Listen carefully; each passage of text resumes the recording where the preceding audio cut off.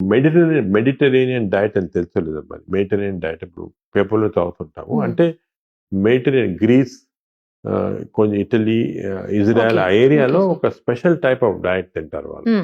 దాంట్లో ఎక్కువ olive oil ఉంటుంది, నట్స్ ఉంటాయి, ఫ్రూట్స్ ఉంటాయి, ఫిష్ ఉంటుంది. ఈ డైట్ తిన్న వాళ్ళకి మంచి బ్యాక్టీరియా వచ్చి చాలా రోజులు ఆల్మోస్ట్ 90 ఇయర్స్, 100 ఇయర్స్ బతుకుతున్నారు వీళ్ళు. ఈ హార్ట్ డిజీజ్ తక్కువ, అన్నీ కూడా తక్కువ. ఎందుకు అని చాలా మంది రిసర్చ్ చేస్తే వీళ్ళలో ఈ డైట్ తిన్న వాళ్ళకి మంచి హెల్తీ బ్యాక్టీరియా వచ్చేస్తా ఉంది.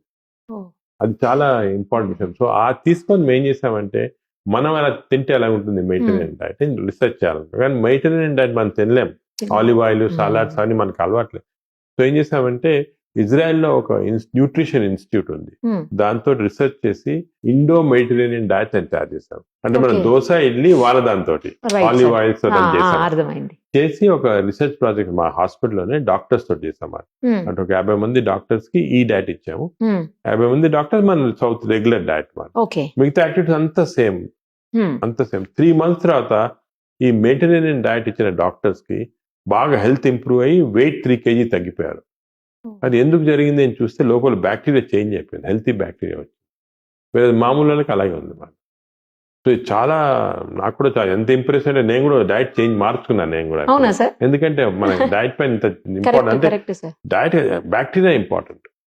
బ్యాక్టీరియా అనేది మనం కంట్రోల్ చేయాలంటే మెయిన్గా డైట్ తోటి.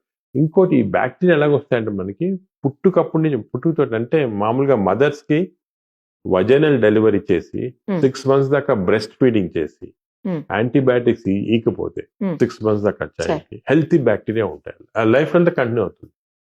అదే మదర్ సిజేరియన్ సెక్షన్ చేసుకుని 6 months లోపల వీనింగ్ చేసేస్తే, బ్రెస్ట్ ఫీడ్ చేయకపోతే ఈ చైల్డ్ కి 6 months లోపల ఇప్పుడు చిన్న డైరియర్స్ కూడా యాంటీబయాటిక్ ఇచ్చేస్తుంటారు. అలా చేస్తే బ్యాడ్ బ్యాక్టీరియా, పాపం ఆ చైల్డ్ ఫాల్ట్ కాదు, ఆ మంచి ఫాల్ట్ కాదు. చిన్నప్పుడు ఈ ఐదర్ అన్నెసరీ సిజేరియన్ ఆపరేషన్ అన్నా, లేకపోతే యాంటీబయాటిక్స్ ఇవ్వటం వల్ల కానీ, లేకపోతే బ్రెస్ట్ ఫీడింగ్ చేయటం లేకపోవటం వల్ల కానీ బ్యాక్టీరియా వచ్చేసాయి. అండ్ లైఫ్ లాంగ్ ఈ బ్యాడ్ బ్యాక్టీరియా ఉంటాయి. దానికే నౌ వీఆర్ ఎంఫసైజింగ్ ఎర్లీ స్టేజ్లోనే మేము మంచి బ్యాక్టీరియా తెచ్చుకోవాలా. Vaginal delivery important. అసలు ఎంత మేజర్ ప్రాబ్లం ఉంటేనే యాంటీబయాటిక్స్ ఇవ్వండి, లేకపోతే ఇవ్వద్దండి 6 months దాకా.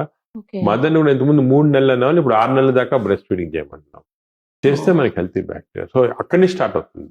అయితే మన లైఫ్, మనం ఇంకోటి ఫుడ్స్ చేంజ్ చేయడం కానీ ఇవ్వాల, దానివల్ల స్మోకింగ్ వల్ల, ల్యాక్ ఆఫ్ అన్ని కూడా బ్యాక్టీరియా పైన effect. So the bacteria are the brain controlling everything.